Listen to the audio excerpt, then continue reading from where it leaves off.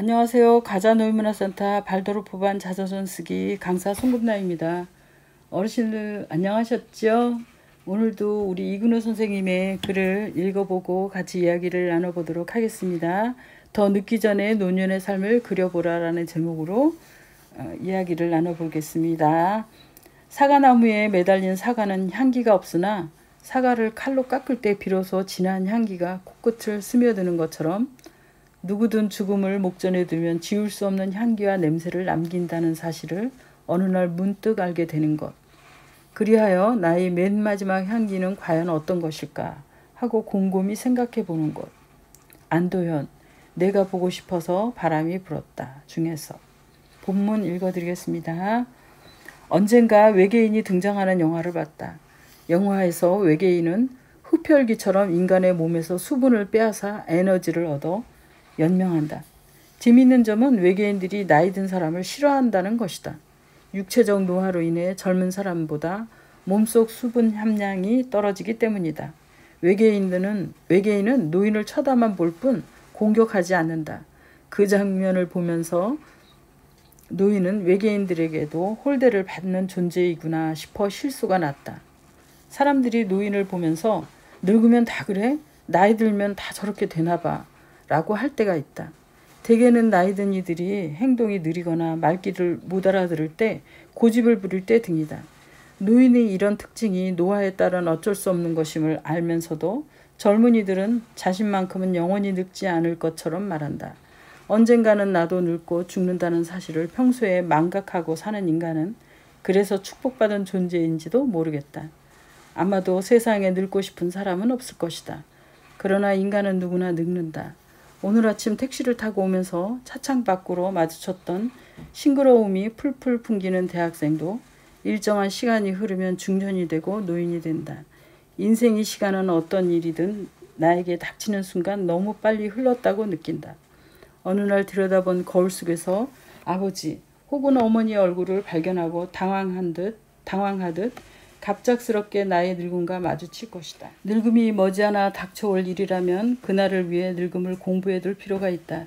지금까지 살아온 삶을 바탕으로 나는 이렇게 나이 들고 싶다는 설계를 세우는 것이다.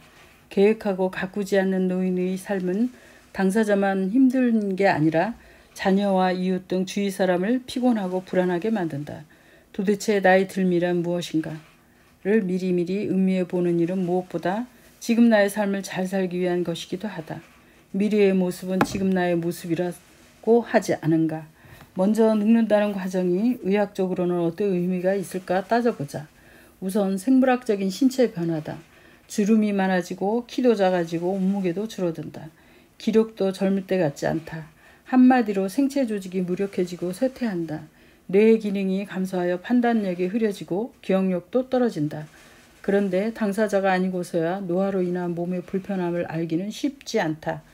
나도 60살이 넘어서야 내 어머니가 나이 들어 겪으셨을 이런저런 통증과 몸이 따라주지 않아 발생되는 일상의 불편함을 느꼈다.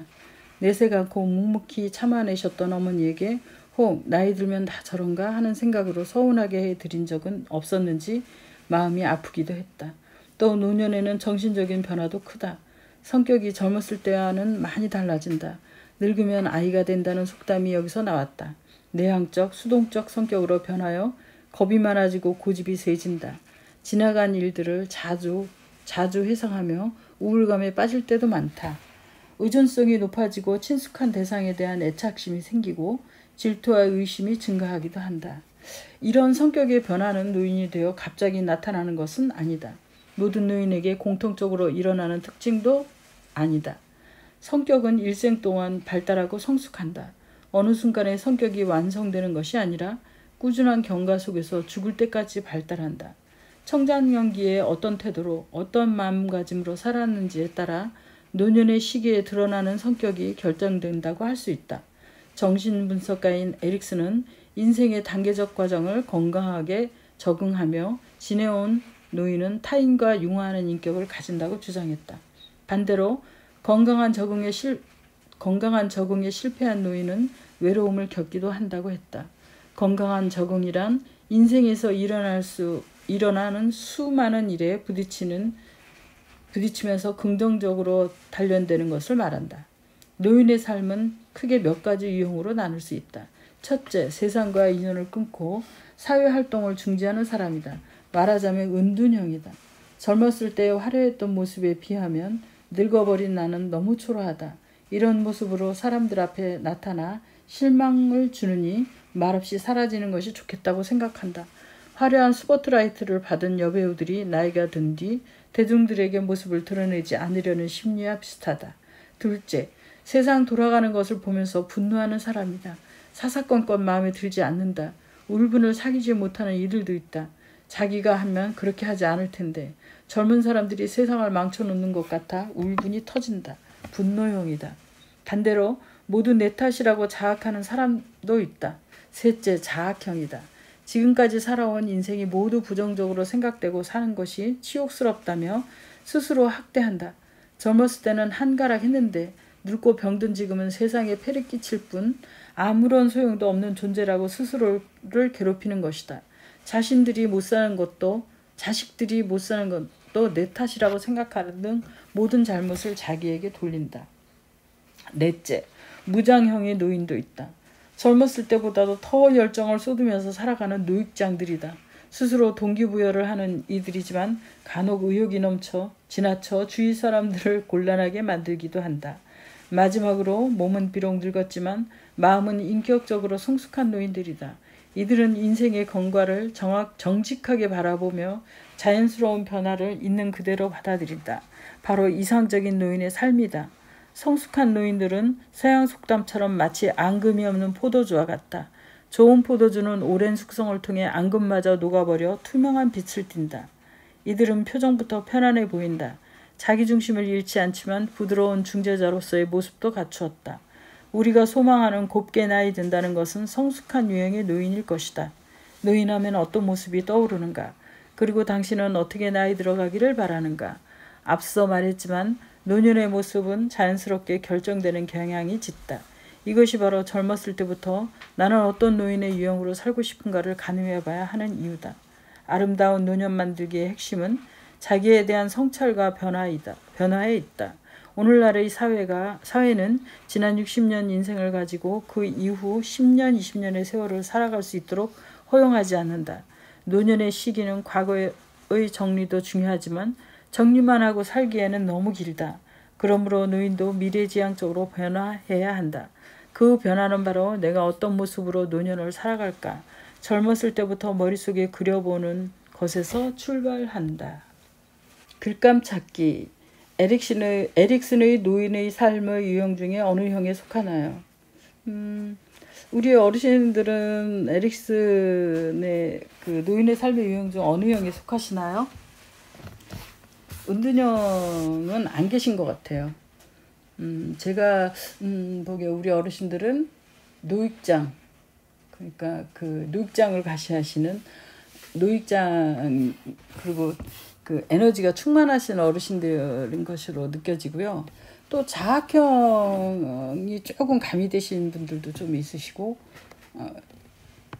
그렇지만 너무 이제 심하신 것은 아니고요.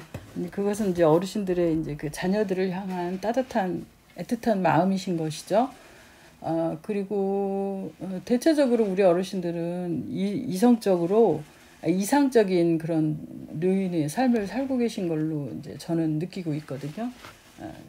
굉장히 적극적이시고, 정말 즐거워요. 우리 어르신들 생각하면은요. 우리 어르신들은 한 분 한 분 다 정말 보석 같으신 분들이시죠. 저희 반뿐만 아니라 가자 노인문화센터나 이제 그 노인문화센터를 이렇게 가보면은 그 이제 많이 배웠거나 배우지 않았어도 이제 가장 이상적이고 정말 곱게 나이 드신 분들이 참 많으세요. 이제 그런 분을 뵐 때마다 저는 정말 존경심이 생기죠. 감사하고요. 우리 어르신들은 이제 어떤 삶의 유형에 속하신지 이제 알기 위해서는 이제 여러 가지 어르신들이 이제 작아진다는 이제 좀 해보셔야 돼요. 내가 그러니까 내 삶에 즐거운 일이 있었나? 이제 뭐 즐거운 것이 있으면 몇 가지가 되는지 한번 이제 달력 뒤에다 크게 이제 몇 가지가 있는지 뭐 수백 가지가 돼도 상관없이 딱 한번 적어 보시는 거예요.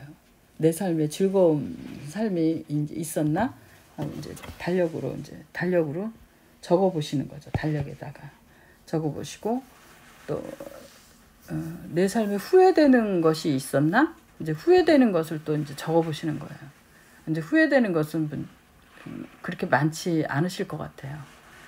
이제 후회되는 것도 이제 적어 보시고 또 바라는 미래, 그러니까 바라는 것, 자식들에게나 또 내 삶에 있어서 내일 어떠한 것, 내가 내일이라도 어떠한 것을 이루고 살고 싶다라는 것을.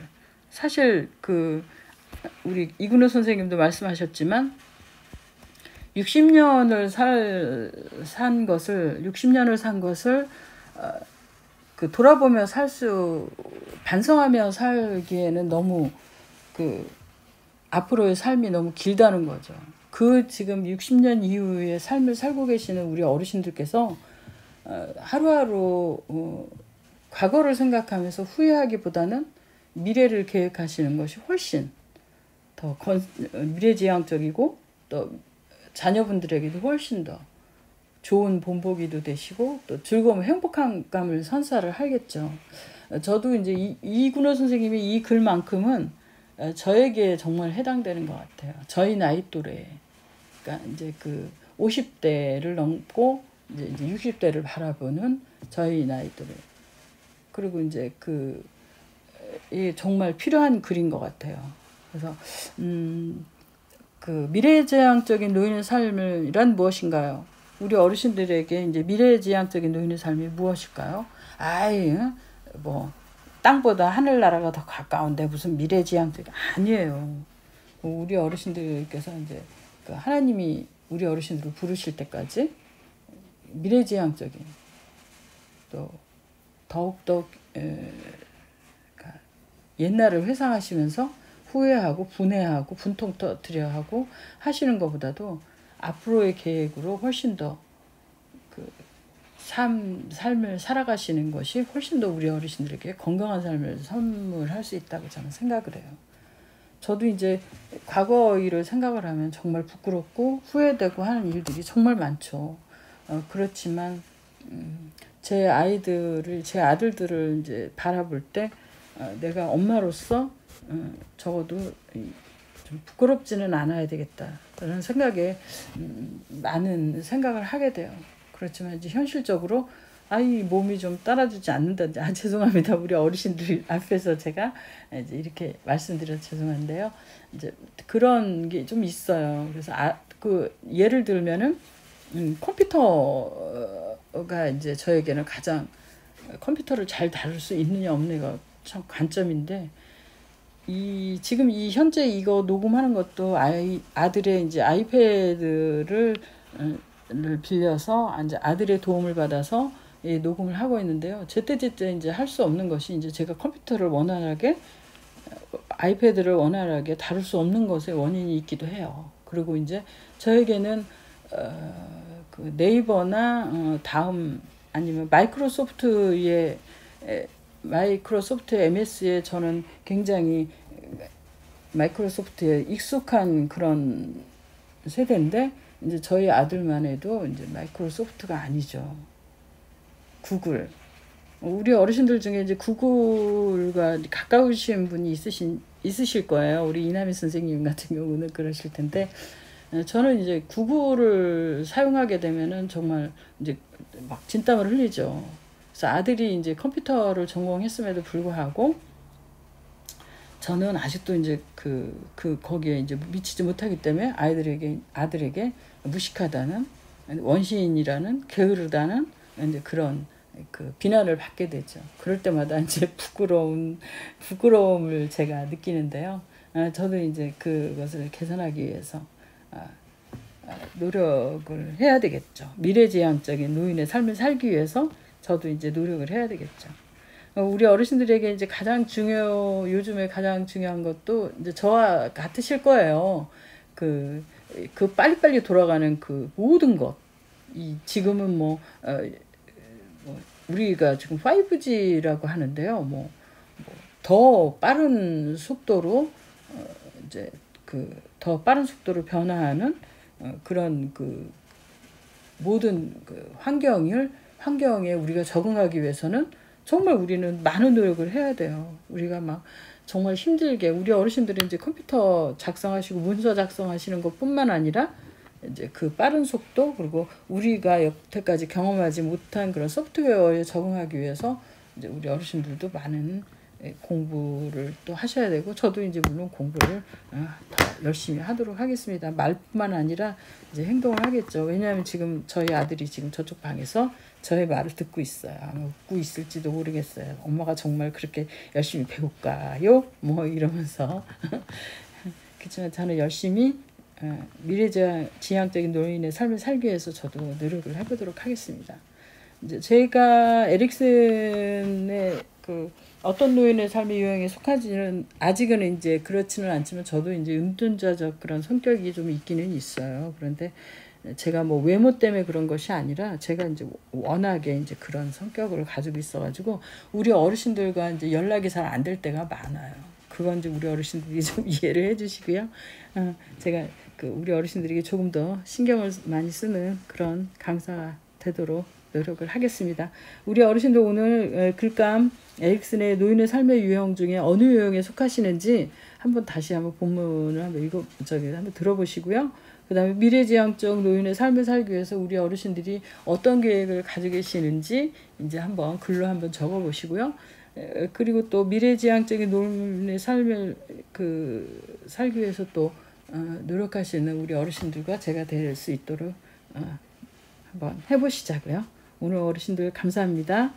다음에는요. 요새 부쩍 우울하다고 말하는 이들에게 라는 제목의 글로 찾아뵙겠습니다.